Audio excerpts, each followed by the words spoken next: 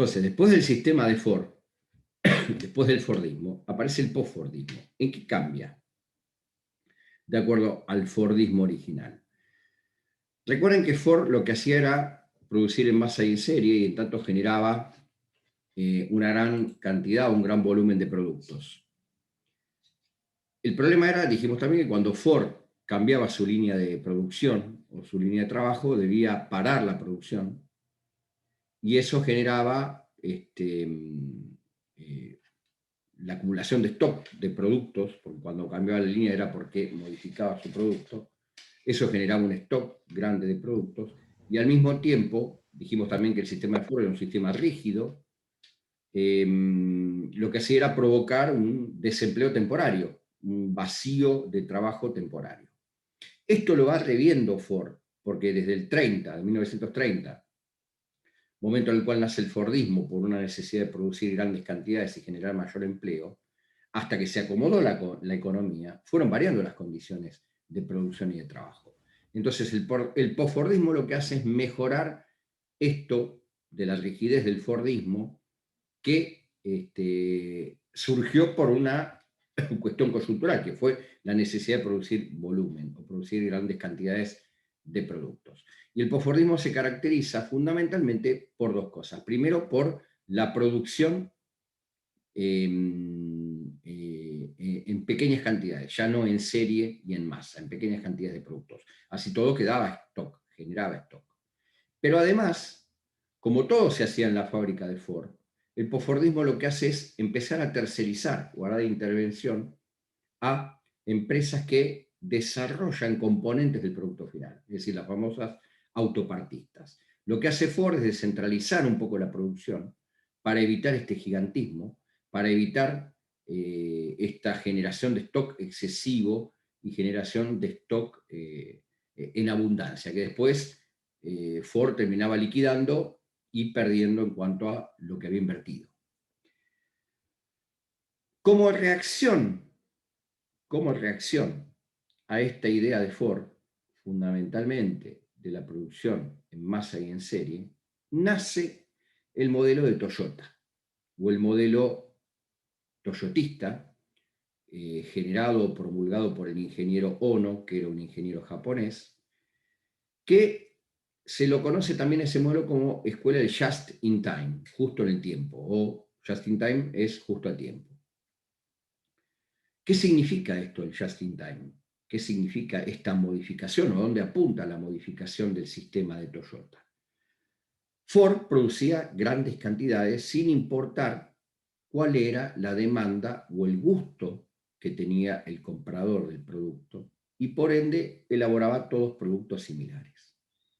Toyota lo que hace es producir de manera más flexible, por eso se lo llama sistema de just in time o sistema de producción flexible, porque no produce cantidades, produce autos o productos con calidad en función de las necesidades de los demandantes.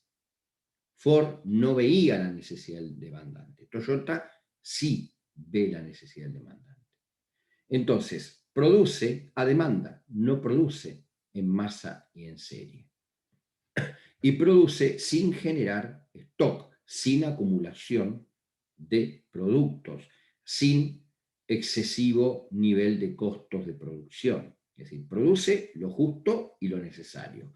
Y todo lo hace como prueba dentro de su producción. No, lo único que terceriza es el control posterior del producto, lo que se llama control ex post, salida de la fábrica. Produce todo dentro de su fábrica, pero controla el producto final fuera de su fábrica. Pero lo esencial de Toyota, lo esencial, es que rompe ese esquema rígido y gigante de la producción fordista y comienza a producir a demanda. ¿Cuál es el esquema de Toyota que tenemos ahí para compartir y analizar? Es este que está acá. Esperen que lo vamos a ampliar para que lo vean bien. Fíjense que la meta es incremento de la productividad. La productividad dijimos que era el aumento del producto o la realización de un producto por factor productivo utilizado. Escuela del justo a tiempo. De justo a tiempo es el primer pilar. ¿Qué significa esto del justo a tiempo como primer pilar del toyotismo? Se produce a demanda, se produce en función de la demanda del producto. Esto se hace en Toyota en cuanto a la idea, pero se aplica a todos los productos, no solo a la producción automotriz. El primer pilar entonces es la producción a demanda o en función de la demanda del producto. El segundo pilar es la automatización, es decir, mantiene el sistema de la cadena de montaje que había establecido Ford.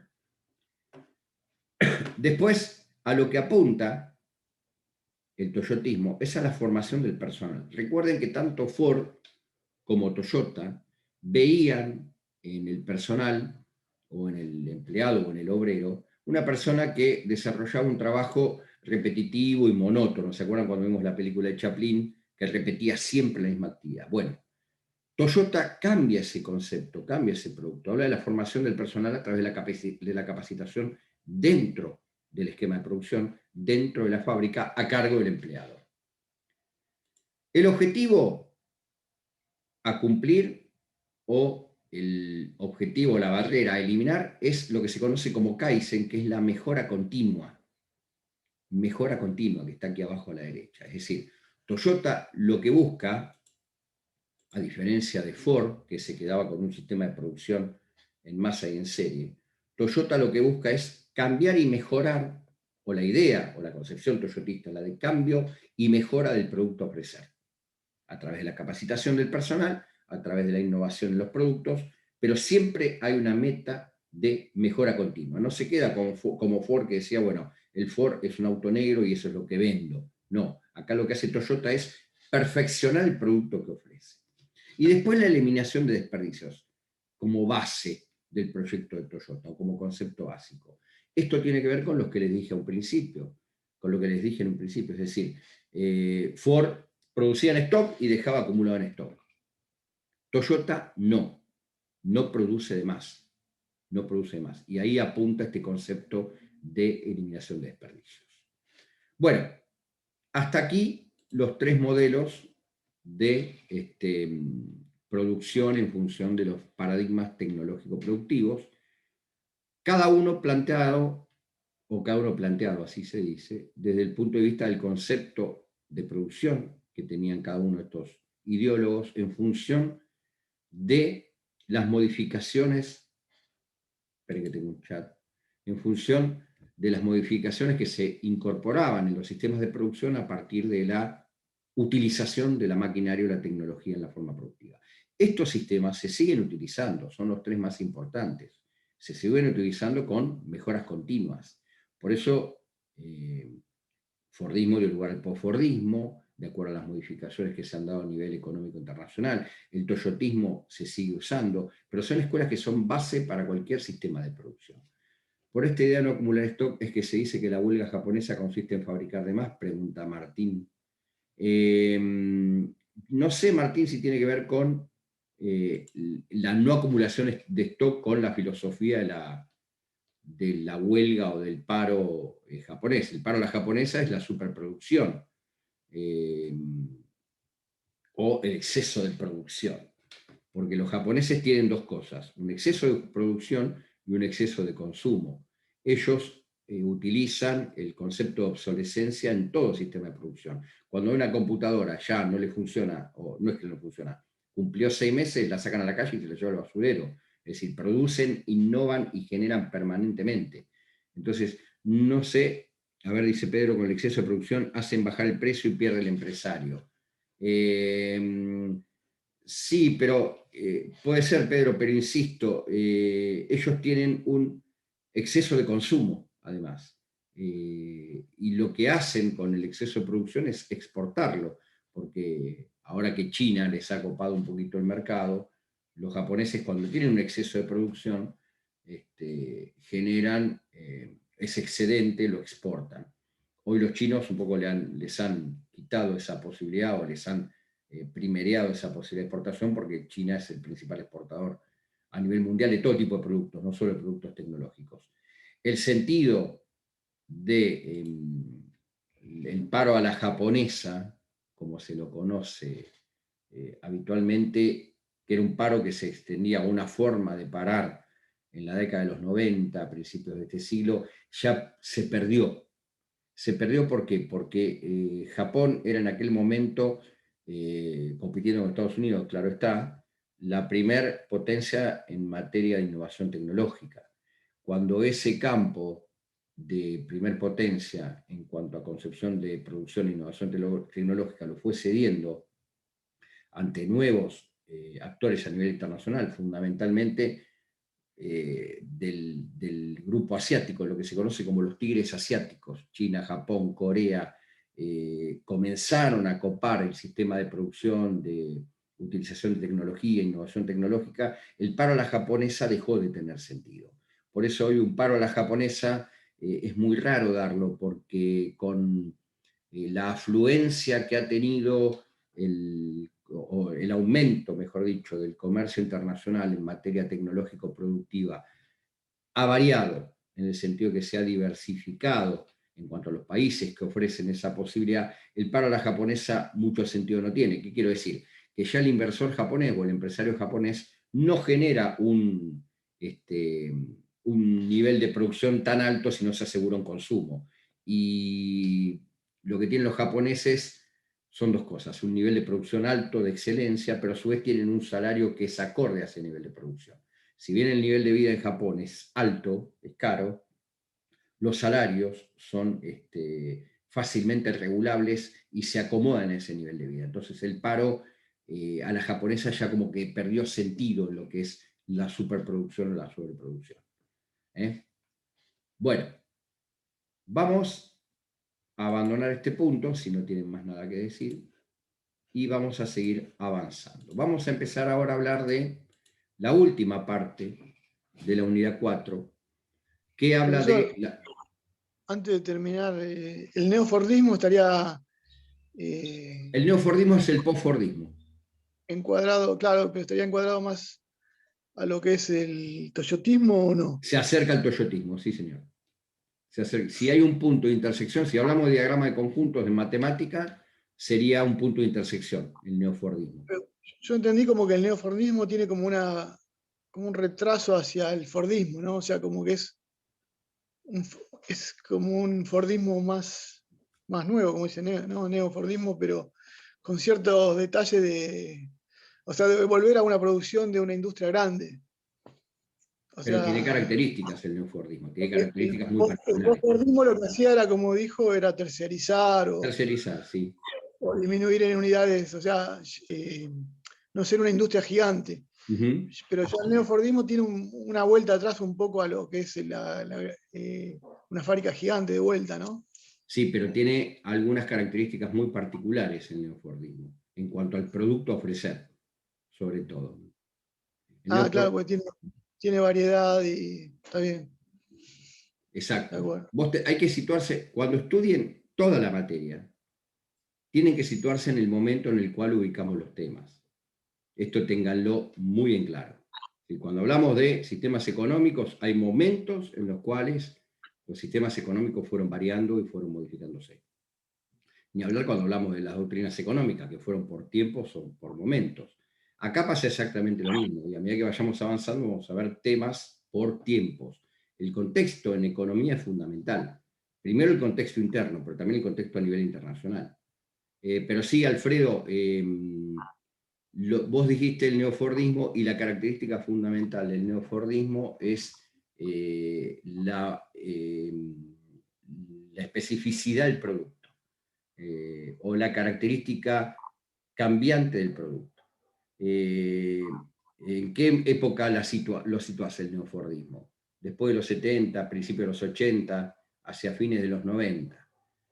Hoy ustedes van y compran un auto, un producto o un electrodoméstico, y tienen desde el estándar, el producto estándar, hasta el producto más acabado. Desde una licuadora que tiene 2 velocidades a una que tiene volt para batir y 8 velocidades.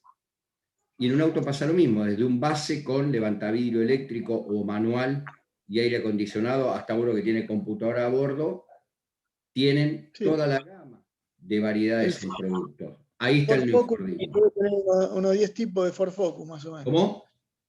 Que el Ford Focus, por ejemplo, hay como 10 tipos. O sea, es Ford Focus, pero habrá 10 tipos más o menos de Ford Ahí Focus. está el neofordismo. El neofordismo es El Sprint, profe. ¿Cómo? El Falcon Sprint era. Claro, Ese bueno, tiempo. ese necesitabas una billetera importante, el 3.0 para pistear en el bosque. ¿Era 3.6 o no? 3.6 o 3.0, 3.6, con doble escape. Ese era, 6 cilindros. ¿está Melina con el Porsche? No. Melina con el 3.0. Porsche nos deja pata, te digo. No te creas, la cuarta de millas le ganamos. Perdón, ¿qué pasó con las motos de Alfredo? Ah, cierto. Alfredo está en la cocina hoy. Le tocó hacer los patis.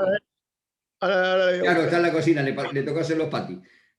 Bueno, pero ahí está el neofordismo, Alfredo, en la caracterización. Por eso digo, ubíquense en el Claro. momento en el cual situamos cada tema, en el espectro en el cual situamos cada tema. Porque ahí es donde se da la evolución, de los cambios a nivel externo muchas veces se da la evolución de los conceptos que estamos analizando. Bueno, sigo avanzando entonces. Vamos a ver ahora este tema. Yo les había dicho cuando empezamos a dar esta unidad que había tres conceptos que eran fundamentales, el de factores productivos, el de función de producción y el de productividad. Cuando presentamos la bolilla hablamos de factores productivos, vimos la evolución de cada factor, después analizamos cada factor en particular. Ahora lo que vamos a ver es el concepto de función de producción, es decir, ¿a qué apunta el sistema o el tema este de función de producción o qué significa la función de producción? La función de producción hace a la combinación de los factores productivos.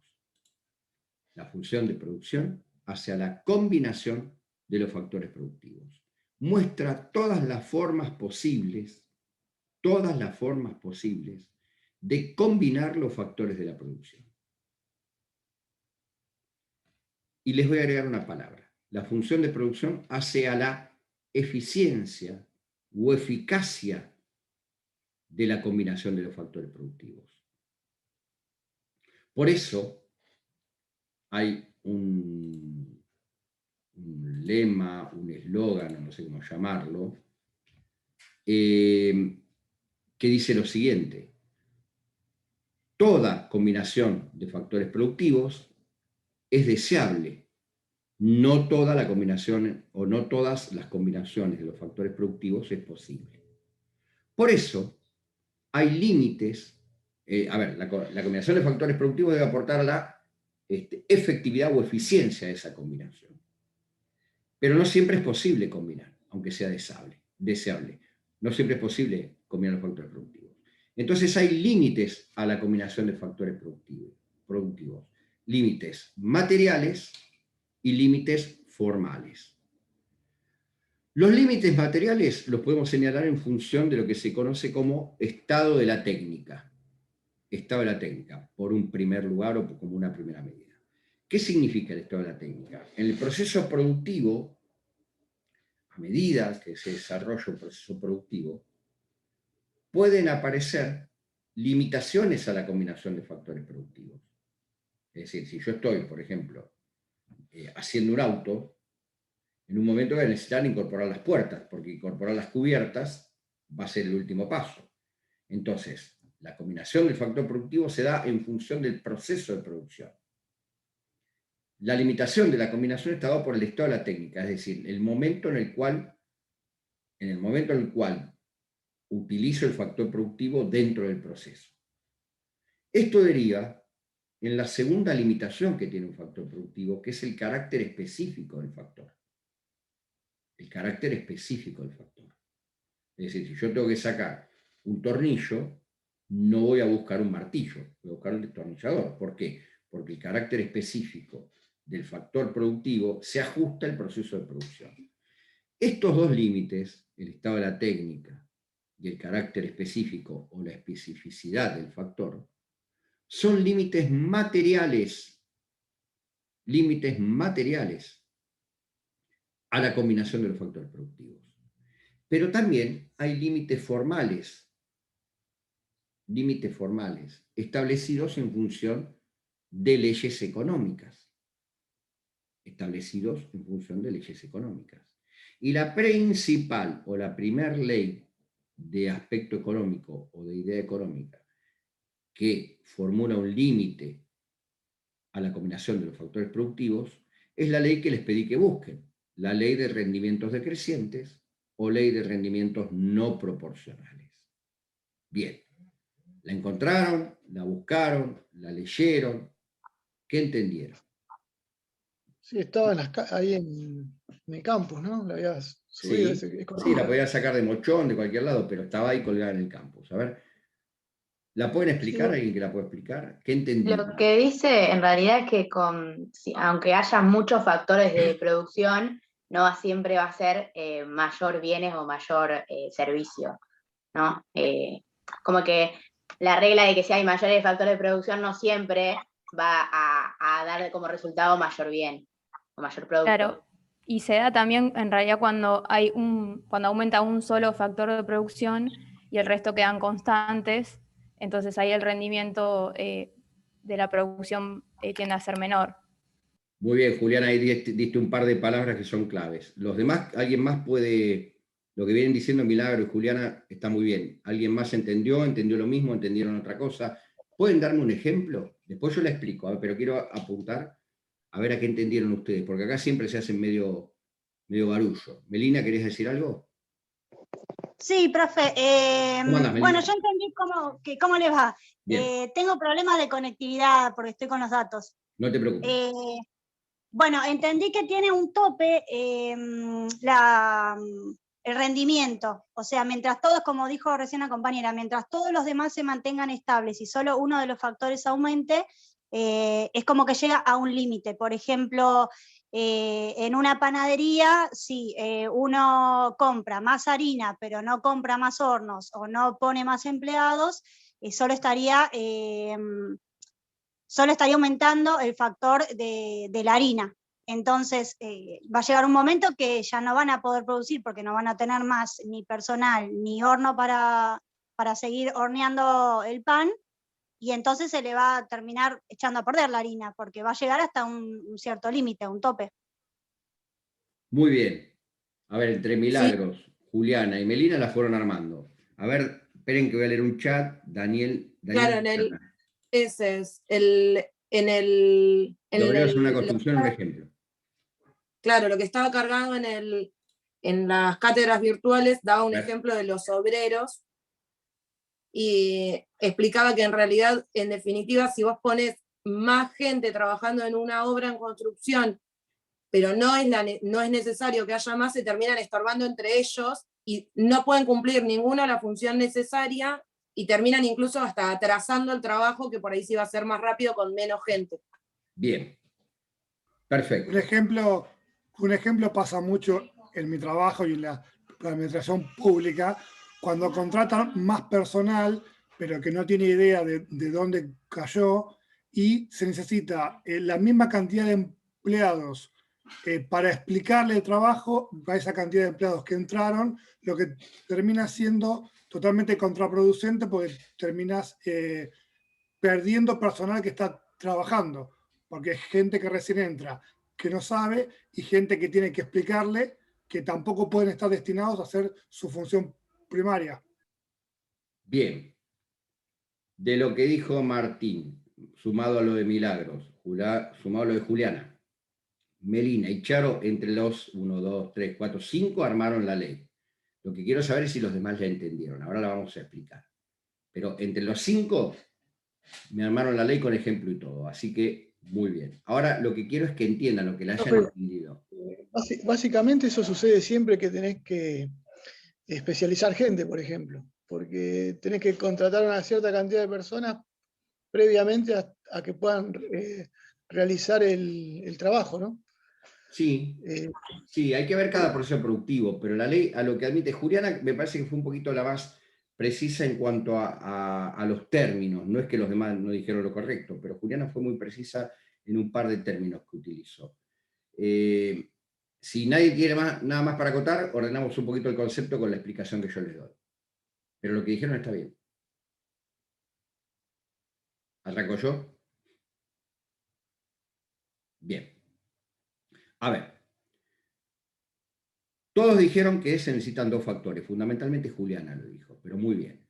La ley esta de rendimientos decrecientes o no proporcionales la desarrolla un autor fisiócrata que se llamaba Turgot. ¿Cuál era la actividad básica o fundamental de los fisiócratas? La actividad económica que era considerada fundamental para los fisiócratas. La agricultura. Es decir, la ley se desarrolla en un contexto en el cual una actividad, por eso Alfredo te digo lo de la especificidad es más moderno en cuanto a cómo se desarrolló la ley, pero está bien. Pero este autor Turgot dice que dentro de la actividad agrícola se da esta ley. Y para que se verifique esta ley, la primera condición que hay que tener es que haya dos o más factores. Juliana lo dijo muy bien. Esos dos o más factores tienen que tener ciertas características. Primero, tiene que haber un factor fijo, que en la ley de Turgot era el suelo, y a su vez tiene que haber factores variables. Un factor fijo sí o sí y factores variables sí o sí. Charo, Milagros y Melina hablaron del aumento del factor variable.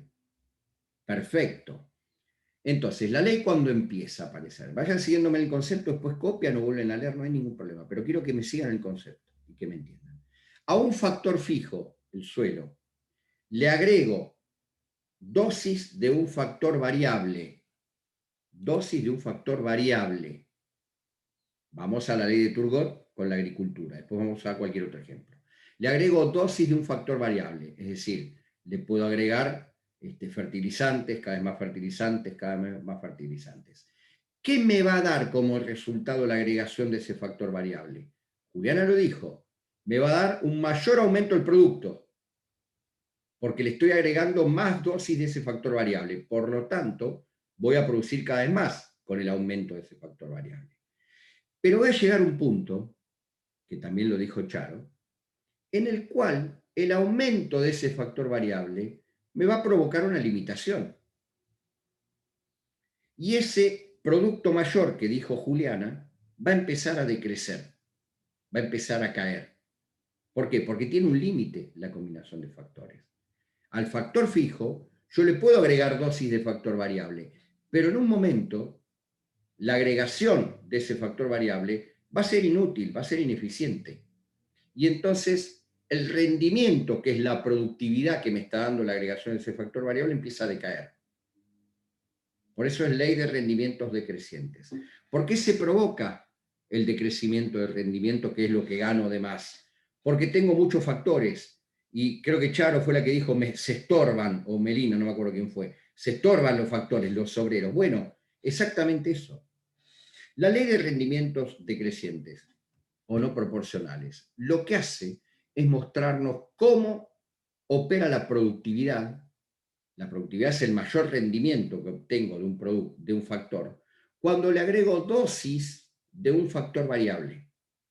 Va a llegar un límite en el cual no puedo agregarle más dosis de ese factor variable. Entonces el rendimiento va a caer. El ejemplo que dio Charo, que es el de los obreros, que también lo puso ahí en el chat, que fue Daniela. Profe. Sí, también se llama el factor capital. Usted había dado el ejemplo de la panadería también. ¿Cómo? Que usted había dado el ejemplo de la panadería, que le iba agregando cada vez más harina hasta que una vez... No sé quién lo dijo lo de la harina.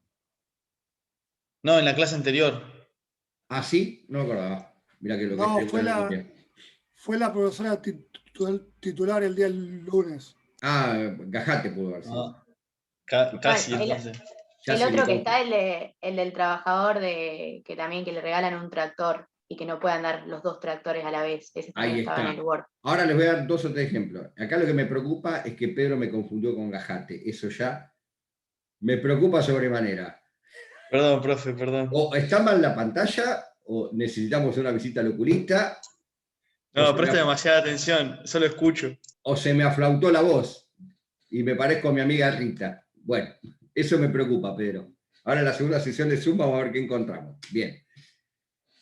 Ejemplos, y los van a ver con ejemplos gráficos. Una vez un alumno me dio un ejemplo de un bar. Yo tengo un bar y tengo 2 personas que atienden el bar. Se empieza a llenar de gente el bar, ¿sí? A esas 2 personas, el bar es el factor fijo. A esas 2 personas le agrego un tercer factor variable, que es la tercera persona que atiende el bar. ¿Va a aumentar mi productividad? Sí, voy a vender más tragos. Se sigue agregando gente, agrego un cuarto factor humano, una cuarta persona que atiende el bar. ¿Agrego un factor variable? Sí, voy a vender más tragos. ¿Le agrego un quinto? Sí. Cuando le agrego un sexto, veo que se empiezan a chocar y a pelear por las botellas. ¿Qué hago? Tengo que quitar un factor y el rendimiento empieza a caer. O sea, lo que aumento productividad empieza a caer porque quité ese factor. Ahí está la explicación. En agricultura, tengo un campo, voy con un tractor. Quiero hacerlo más rápido, pongo 2 tractores. Factor fijo, el campo. Factor variable, el producto, el tractor que agregué, que es un factor variable. Pongo 3 tractores, pongo 4. En un momento se van a chocar y van a hacer mal los surcos en el suelo. Voy a tener que retirar un factor. Entonces, ¿cuál es el kit o el sentido de esta ley? Que a la agregación de un factor variable a un factor fijo, Juliana, te cito a vos, voy a tener un mayor producto. Pero va a llegar un momento en el cual esa agregación del factor variable me va a estorbar, no me va a producir lo que yo pretendo. Entonces voy a tener que quitar factor variable. Y ahí me va a generar un decaimiento del rendimiento. Por eso es un decrecimiento de ese rendimiento. Por eso es ley de rendimientos decrecientes. A factor fijo, acuérdense siempre, necesito 2 factores, uno fijo y uno variable. El que varía en relación directa con el mayor producto es el variable. ¿Por qué? Por agregación de un factor más. En el de la harina o el de la panadería es lo mismo, agrego harina, pero si no tengo hornos, ¿para qué agrego harina? ¿Se entiende? Ese es el límite formal a la función de producción y a la combinación de factores productivos. Esperen que leo un chat. Lorena, en una panadería, por ejemplo, si va incrementando el número de trabajadores, factor variable, la producción aumenta, pero si sigue aumentando el factor variable, en algún momento disminuye la producción hasta llegar a 0, porque el HOMO, factor fijo, no da abasto. Bueno, tal cual. Está acá grabado. Lo que dice Lorena Bianco está perfecto. ¿Entendieron cómo es lo de la ley? Profe, tengo una consulta. Entonces lo que hay Dale, que hacer Victoria. es equiparar los factores de producción. O sea, se aumenta uno y pasa todo esto. Entonces lo que hay que hacer es equiparar el resto de los factores para que todo vaya en conjunto y no haya uno que esté en incremento solamente. Excelente pregunta. Excelente pregunta. Victoria, en realidad... Porque, sí. No, decime, por favor. No, que me surgió una duda que en el texto hablaba de deseconomías de escala, puede ser, Sí. que lo diferenciaba con esto, Sí. y la diferencia era que en vez de que aumentaba un solo factor de producción, aumentaban todos, pero Todos esto los también factores. generaba una disminución. Exacto. Entonces como que no Exacto. no encuentro como qué sería lo bueno, porque en una se aumenta uno solo y como que genera una disminución, pero en el otro se aumentan todos y también se genera una disminución en la productividad. Entonces Excelente. me da... No, está perfecto lo que me estás planteando. A ver, por eso digo, esta ley se elabora en un momento en el cual hay una sola actividad, que es la agricultura. Se aplica ahí. ¿Qué es lo ideal? Me preguntás, Victoria. Y lo ideal depende de la inversión que haga el productor o del producto que quieras generar el oferente, de la productividad que dé cada factor y de lo que aspire a producirse. La economía de escala, para aumentar la economía de escala o el aumento de producción en escala, sí tenés que aumentar todos los factores. Vas a aumentar los factores fijos y los variables. En estos ejemplos, si vos tenés un campo y 3 tractores, ¿cómo pasa esa economía de escala? 2 campos, 3 tractores. 3 campos, 3 tractores. 4 campos, 3 tractores. ¿Entendés? Vas aumentando todo el nivel de producción. Todo el nivel de producción. Entonces, si está bien encauzado el nivel de producción, en un aumento de economía de escala, no tendrías que tener problemas. Porque aumentás en la misma proporción todos los factores, Victoria, todos los factores, porque aumentás tu escala de producción, medida como producto final. ¿Me entendés, Victoria? En esta ley se aplica para una sola forma de producción. Si vos no aumentás en escala y aumentás un método de producción, podés verificar esta ley. ¿Dónde está el ideal, Victoria, también en esta ley? Y bueno, que vayas midiendo cuántos factores vas agregando hasta encontrar el nivel de productividad ideal. Si yo agrego un factor variable y me da el resultado mayor productividad para aumentar 2 veces el factor variable, lo vuelvo a aumentar. Vas midiendo. Si me da para aumentar 3 veces, lo vuelvo a aumentar. Si a la cuarta vez o al cuarto aumento no me da, voy a tener que reducirlo, voy a tener que mantener el anterior. ¿Se entiende, Victoria? Pero en economías de escala vos lo que aumentás es todos los factores productivos, porque lo que aumentás es tu escala de producción. En esta ley lo que haces es limitar la producción del factor variable, la productividad, mejor dicho, del factor variable. Y se aplica a una sola línea de producción. Decime, Victoria, si fui claro, por favor. Sí, perfecto, gracias. ¿Segura? ¿Los demás entendieron todo de lo que estábamos hablando? ¿Sí? Bueno, escúchenme, queda menos de 1 minuto. Son y 41, volvemos y 48. ¿Sí? Victoria, si no quedó claro, volvemos en la próxima. No, está bien, quedó claro. Bueno, nos vemos en 7, 8 minutos.